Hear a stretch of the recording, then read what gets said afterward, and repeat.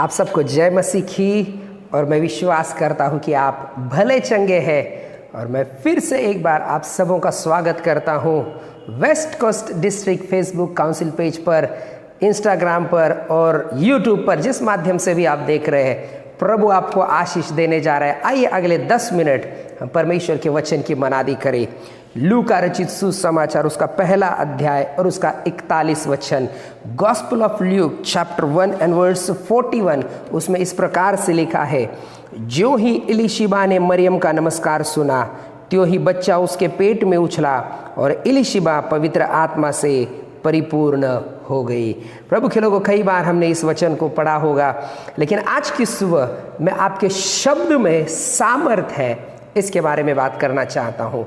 कई बार हमें लगता है कि हमारे शब्द को कोई, या हम जो बोलते हैं उसको कोई अहमियत नहीं दे रहा, लेकिन प्रभु के लोगों ऐसा नहीं है। आपके और मेरे शब्द जो है वो बहुमूल्य है। और इस एक वचन से हम देखेंगे कि किस प्रकार से आपके शब्द किसी के लिए आशीष का कारण भी ठहर सकते हैं। हम सबको पता है कि ये वाकया तब हुआ कि जब स्वर्गदूत ने आकर जकरिया को जो है अपना उसका बेटा पैदा होने के बारे में बताया, और इलीशिबा जो है वो जकरिया की पत्नी थी। और परमेश्वर का वचन कहता है कि ये दोनों, जकरिया और इलीशिबा जो है वो याजकीय घराने में से थे। जकरिया भी एक याजक था और इलीशिबा जो है हारून याजक के वंश में से जो है वो उसकी संतान थी। तो परमेश्वर का वचन कहता है पहले अध्याय में कि वे दोनों परमेश्वर की सेवा करते थे, परमेश्वर के नजर में धर्मी थे, सारी आज्ञाओं का पालन करते थे, लेकिन उनकी कोई संतान नहीं थी। और जब समय बीत गया तब जकरिया की प्रार्थना, परमेश्वर का वचन कहता है कि परमेश्वर ने जकरिया की प्रार्थना सुनी और स्वर्गदूत ने आकर जो है जकरिया को दर्शन दिया और उसको बताया कि तुझे एक बेटा होगा, और सारी बातें जो आगे आने वाले समय में होने वाली है जकरिया को बताया।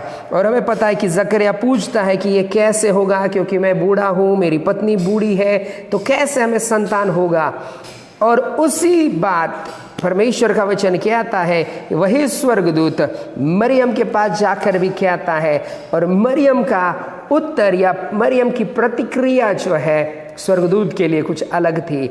वो कहती है कि मैंने अपने जीवन में किसी पुरुष को जो है वो देखा नहीं, मेरी शादी नहीं हुई है, तो कैसे मेरा बेटा हो सकता है। लेकिन परमेश्वर का वचन कहता है कि स्वर्गदूत ने उसे कहा कि पवित्र आत्मा तुझ पर उतरेगा और परम प्रधान की सामर्थ तुझ पर छाया करेगी। और मरियम जो है इस बात के लिए एग्री हो गई, वो मानती है।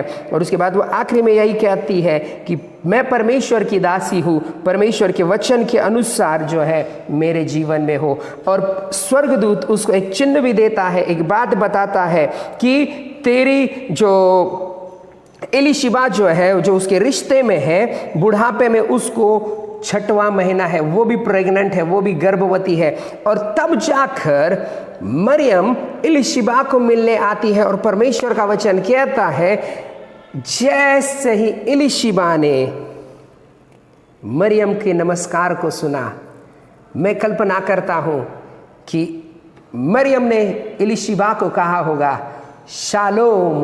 और परमेश्वर का वचन कहता है कि इलीशिबा पवित्र आत्मा से परिपूर्ण हो गई।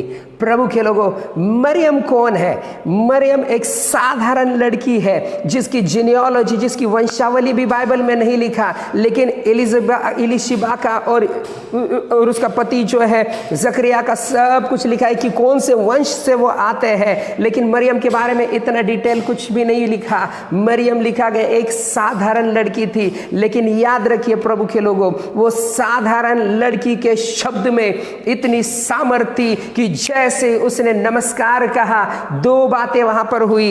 इलीशिबा के पेट में बच्चा उछल पड़ा और इलीशिबा पवित्र आत्मा से परिपूर्ण हो गई। कोई माने या ना माने, आपके शब्द में परमेश्वर ने सामर्थ दी है। प्रेरित प्रोवर्ब्स नीति वचन 18:21 में लिखा गया है, आपकी और मेरी जुबान में परमेश्वर ने वो सामर्थ दी है, जीवन और मृत्यु की सामर्थ। जिस प्रकार से हम उसको काम में लाना चाहते हैं वो आपके और मेरे ऊपर है। मैं कल्पना करता हूं कि मरियम को भी ये बात नहीं पता थी कि जब मैं एलीशिबा को सिर्फ शालोम कहूंगी तो वहां पर इतना बड़ा बदलाव होगा कि एलीशिबा जो एक याजकीय परिवार में से थी, वो पवित्र आत्मा से परिपूर्ण हो जाएगी। मरियम के शब्द में वो सामर्थ्य थी। प्रभु के लोगों, याद रखिए, जो भी आज आपकी जुबान पर है, आपके शब्द में सामर्थ्य है। कई बार हमें लगता है कि मेरी बातों की कोई अहमियत नहीं, कोई सुन नहीं रहा, लेकिन स्वर्ग में एक ऐसा परमेश्वर है जो आपकी बातों को सुनता है और वो आपकी बातों को ध्यान से क्या करता है, सुनता है। और उस प्रकार से प्रभु के लोगों, आपको और मुझे चौकस रहना है कि मेरे जुबान से क्या निकलता है। मरियम एक साधारण लड़की थी, लेकिन परमेश्वर ने उसका इस्तेमाल किया एक याजकीय बेटी को पवित्र आत्मा से परिपूर्ण करने में। कई बार हमें लगता है कि मैं कुछ भी नहीं कर सकती या कुछ भी नहीं कर सकता, मैं तो एक साधारण गांव में से आया हूँ, मैं तो ज़्यादा पढ़ा लिखा भी नहीं हूँ। लेकिन जब आपके जीवन में परमेश्वर है, अगर आपके जीवन में प्रभु यीशु मसीह है, याद रखिए, आपकी जुबान से निकलने वाला हर एक शब्द में सामर्थ्य है। ये मायने नहीं रखता कि आप कितने पढ़े लिखे हैं, ये मायने नहीं रखता कि आप शहर में है या गाँव में है, ये मायने रखता है कि आपकी जुबान में परमेश्वर ने वो सामर्थ्य दी है और आप उसको किस प्रकार से इस्तेमाल करते हैं। इसलिए बाइबल में लिखा गया कुरिन्थियों की पत्री में कि परमेश्वर ने ज्ञानवानों को नहीं लेकिन मूर्खों को चुना, बलवानों को नहीं बलहीन लोगों को चुना। क्यों? क्योंकि उनके द्वारा परमेश्वर अपने कार्य को प्रकट कर सके।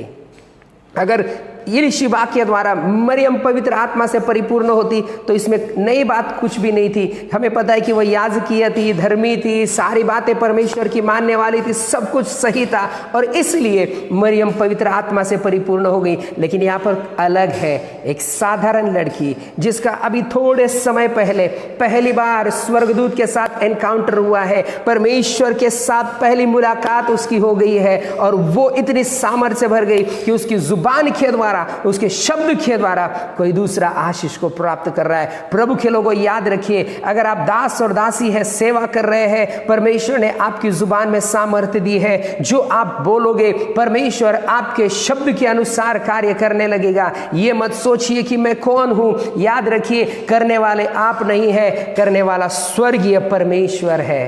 लेकिन कई बार हम अपनी जुबान को बंद करके रखते हैं और हम कहते हैं कि मेरा कोई नहीं सुनेगा। योना ने भी यही कहा कि मेरी कौन सुनेगा, मैं वहां पर जाऊंगा तो वो तो सारे पाप में, वो तो मरने वाले हैं। लेकिन परमेश्वर का वचन कहता है, जैसे ही योना वहां पर जाकर प्रचार करने लगा और राजा से लेकर एकदम गरीब आदमी तक, उस पूरे लोगों ने क्या किया, उसके वचन को सुनकर पश्चाताप किया और पूरा का पूरा शहर, निनवे शहर जो है, वो बचाया गया। आपके शब्द में सामर्थ्य है। जब आप बोलेंगे, प्रभु आपके शब्द के अनुसार करेगा। मरियम का नमस्कार सुनकर एलीशिबा पवित्र आत्मा से परिपूर्ण हो गई।